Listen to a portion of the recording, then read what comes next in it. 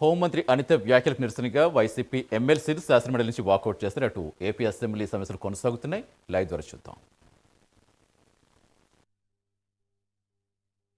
చెప్పకుండా మా ఫ్లైఓవర్ని వేరే ప్రాంతానికి తీసుకెళ్ళడం జరిగింది.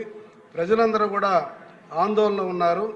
ఇది ఆ శాఖ వారు ఒకసారి మమ్మల్ని దృష్టిలో పెట్టుకొని తిరిగి ఆ ఫ్లైఓవర్ ఇస్తే తప్ప అక్కడ ప్రజలందరూ కూడా ఇబ్బంది పడుతున్నారు.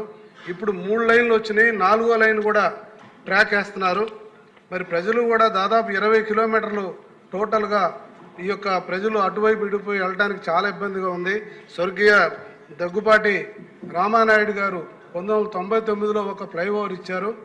ఆ టైంలో అది తప్ప ఇక మా దగ్గర ఏ ఫ్లైఓవర్ లేదు. ప్రజలు చాలా ఇబ్బంది పడుతున్నారని తమ ద్వారా తెలియజేస్తున్నాను.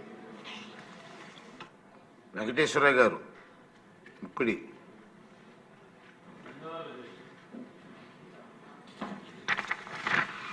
కొవ్వూరు నియోజకవర్గంలో కొవ్వూరు పట్టణంలో 50 పడకల హాస్పిటల్ ఉంది అధ్యక్ష. దానికి చుట్టుపక్కల గ్రామాల్లో ఉన్నటువంటి ప్రజలందరూ కూడా, పేద మధ్యతరగతి ప్రజలందరూ కూడా ఇవాళ హాస్పిటల్ ఎక్కువ సంఖ్యలో వస్తున్న పరిస్థితి ఉంటుంది అధ్యక్ష.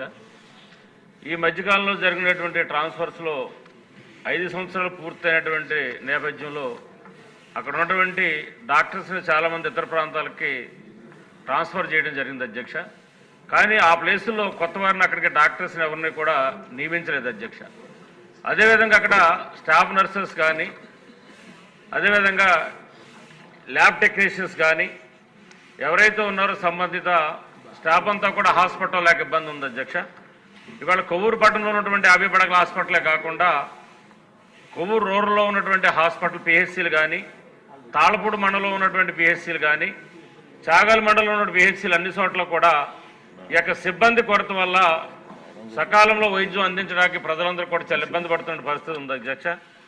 జూలై 1వ తారీఖున గౌరవ ముఖ్యమంత్రి గారు మా నియోజకవర్గానికి వచ్చినప్పుడు 50 పడకలు ఉన్న హాస్పిటల్ని 100 పడకల హాస్పిటల్గా చేయాలని చెప్పిన ముఖ్యమంత్రి గారికి కోరగా